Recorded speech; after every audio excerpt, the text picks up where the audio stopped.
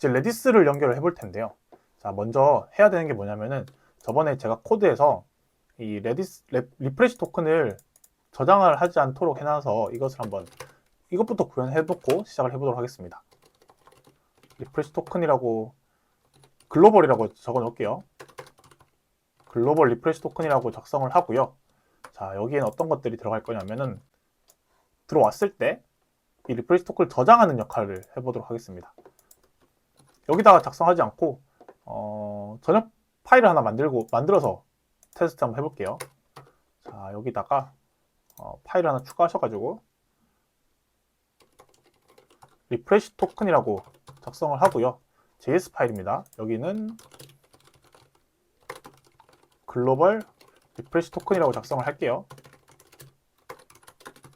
그리고 내보내기를 통해서 모든 곳에서 사용할 수 있도록 이렇게 만들어 두겠습니다.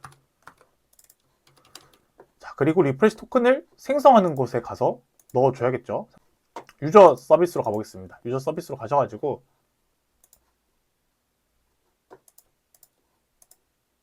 로그인을 하고 나면은 액세스 토큰과 리프레시 토큰이 나오죠. 자, 여기서 리프레시 토큰을 한번 저장을 해보겠습니다.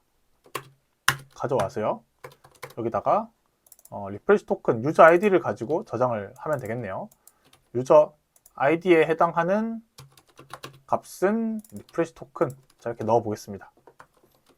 리프레시 토큰을 이용해서 액세스 토큰을 재발급받는 곳을 한번 가볼게요. 코스의 토큰이겠죠? 자, 이곳에서 인증하는 곳에서 이 리프레시 토큰이 존재하는지를 먼저 검증을 해야 합니다. 토큰이 정상이네? 그러면은 우리 저장소에 저장이 되어 있어? 라는 걸 먼저 검증을 해야 합니다. 여기에 token.userID 값이 없으면 에러를 내야겠죠? throw를 내도록 하겠습니다. 토큰 정보가 올바르지 않습니다. 라고 작성을 하면 되고요. 아까 보니까 저장할 때 잘못 저장한 것 같아서 잠시만요. 유저의 유저.id로 저장을 해야 되겠죠? 그래서 리프레시 토큰이 저장을 해놓고 여기서는 검증을 하면 됩니다. 자, 테스트를 위해서 먼저 서버를 한 대만 띄우도록 할게요. 자, 에코시스템 들어가셔가지고 한 대만 한 상태에서 PM2 스타트 해보겠습니다. 그러면 한 대가 잘 떠 있고요. 자, 이 상태에서 로그인을 해볼게요. 자, 리프레시 토큰 재발급 받아볼게요. 아마 안 될 겁니다, 지금. 하면 토큰 정보 올바르지 않다고 되어 있죠. 로그인을 해보면 이제 리프레시 토큰이 저장이 됐을 것이고 이제는 될 겁니다. 이제는 잘 되겠죠? 잘 됩니다. 문제없이 잘 나오고요. 다시 자, 그런데 이제 서버를 여러 대를 한번 실행시켜 볼게요. 이 상태에서 서버를 4대를 띄워 보겠습니다. 다시 자, 이 상태에서 다시 재발급하려고 하면은 당연히 안 되겠죠? 안 되는 게 정상입니다. 안 되는 게 정상인데 자, 여기서 로그인을 했습니다. 로그인 했어요. 그럼 이제 재발급 되는 것이 정상인데 해볼까요? 안 됩니다. 왜 안 될까요? 다시 해볼까요? 안 되네요. 안 되고요. 갑자기 됐습니다. 또 안 되네요. 또 됩니다. 자, 왜 그런지 아시겠죠? 이 4대의 서버 중에 한 개의 서버에만 나의 리프레시 토큰이 저장이 되어 있어요. 그런데 이 요청은 지금 어느 서버로 갈지 모르는 상태에서 계속 요청을 하게 됩니다. 그럼 결국 4대의 서버 중에서 내가 어쩌다가는 성공할 것이고 어쩌다가는 실패하는 그런 상황들이 계속 나올 거예요.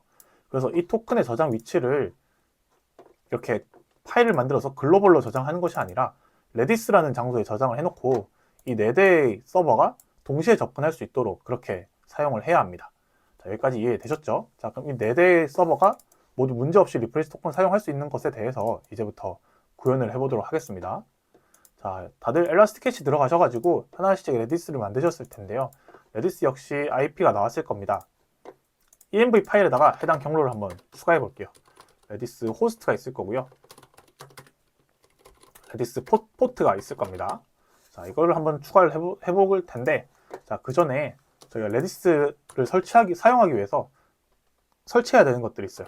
자, 레디스 IO를 먼저 찾으셔가지고 레디스 IO를 저희 한번 설치해 보도록 하겠습니다. IO 레디스네요. 자, IO 레디스를 먼저 패키지 설치를 해주겠습니다. 레디스 설치를 했고요. 자, 그 다음에는 이 레디스를 직접 사용해도 괜찮은데 레디스를 좀 더 편하게 사용하기 위해서 어떤 게 있냐면 캐시 스토어 매니저라고 하는 npm이 있습니다. 그래서 npm 인스톨 통해서 캐시 스토어 매니저 설치를 하실 수가 있고요. 자, 그래서 이 레디스 사용하기 위해서 src에다가 이번에는 레디스라는 폴더를 하나 만들어 보겠습니다.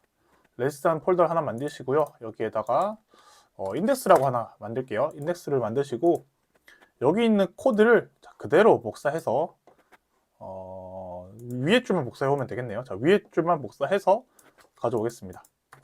가져오시고요.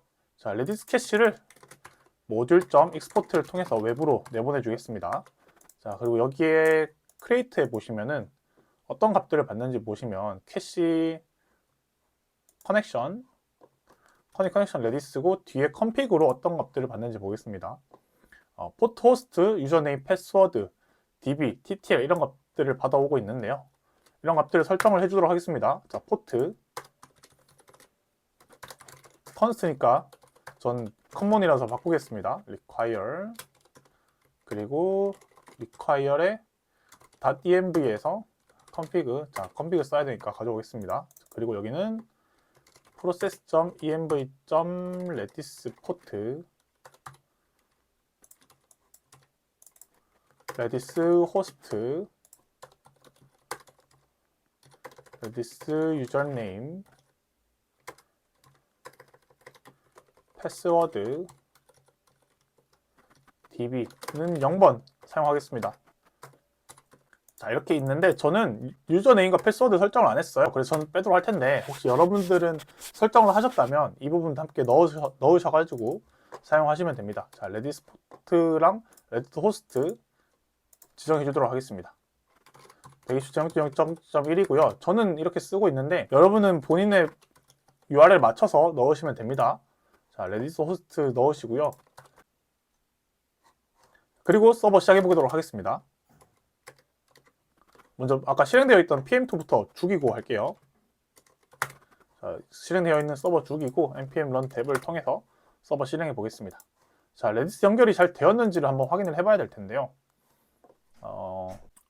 레디스 사용하는 곳에 가서 저장을 한번 해보도록 하겠습니다. 이번에는 자, 글로벌에다가 저장을 하는 것이 아니고요. 이번에는 레디스에다가 저장을 할 겁니다. 자, await 레디스 먼저 임포트 해주시고요. 그리고 set을 통해서 어떤 값을 저장을 할 거냐면 자, 리프레시 토큰이라고 저장해 볼게요. 리프레시 토큰 땡땡에 유저의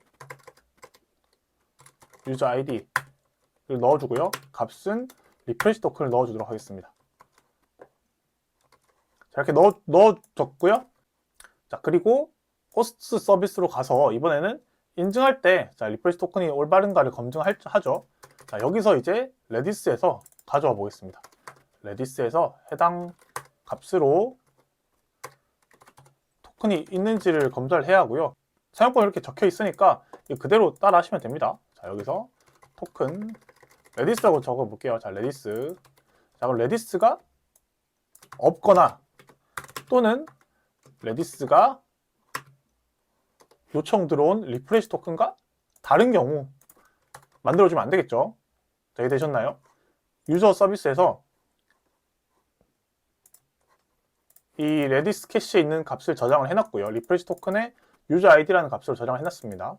그리고 이것을 인증하는 곳에서 이 리프레시 토큰의 유저 아이디로 값을 가져왔을 때 토큰이 존재하지 않거나 혹은 거기에 저장되어 있는 값이 지금 들어온 리프레시 토큰과 다른 경우 새로운 액세스 토큰을 발급해주지 않는 해당 로직이 추가되었습니다.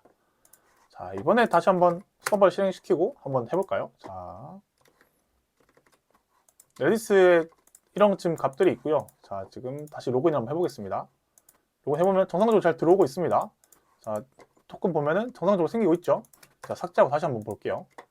자, 새로 생성하면은 레디스 토큰이 리프레시 토큰이 다시 저장되었습니다. 그리고 새로운 토큰 발급이 정상적으로 이루어져야 하는데 잠시만요.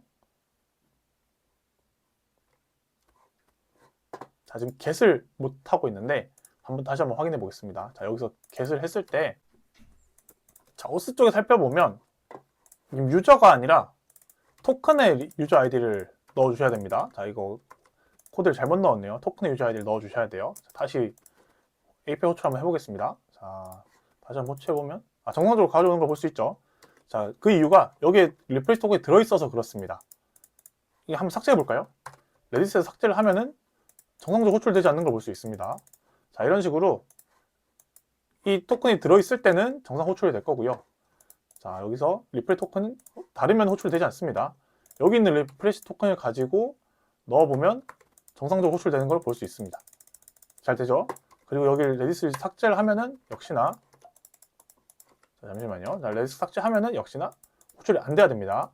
자, 이것은 이제 서버가 한 대든 두 대든 리플레이 토큰은 레디스에 저장이 되기 때문에 이제 서버가 여러 대라고 해서 생기는 문제는 없을 겁니다. 자, 아까 다시 PM2로 가셔가지고요. 여기는 서버 닫고요.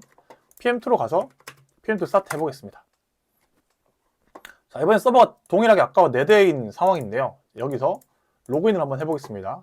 로그인을 해보면 리플레이스 토큰이 나오죠. 이 리플레이스 토큰을 가지고 액세스 토큰을 발급받아 보겠습니다. 해보면 통상적으로 발급이 되죠. 지금 보시면 0번 서버, 3번 서버, 1번 서버로 가는데 모두 다 동일하게 발급이 잘 되고 있습니다. 2번 서버로 가도 발급이 잘 되고 있습니다. 자, 이것은 서버가 여러 대일 때도 이 토큰을 레디스에 저장을 해서 모든 서버가 동일한 결과를 반환할 수 있도록 처리를 잘 해줬기 때문입니다.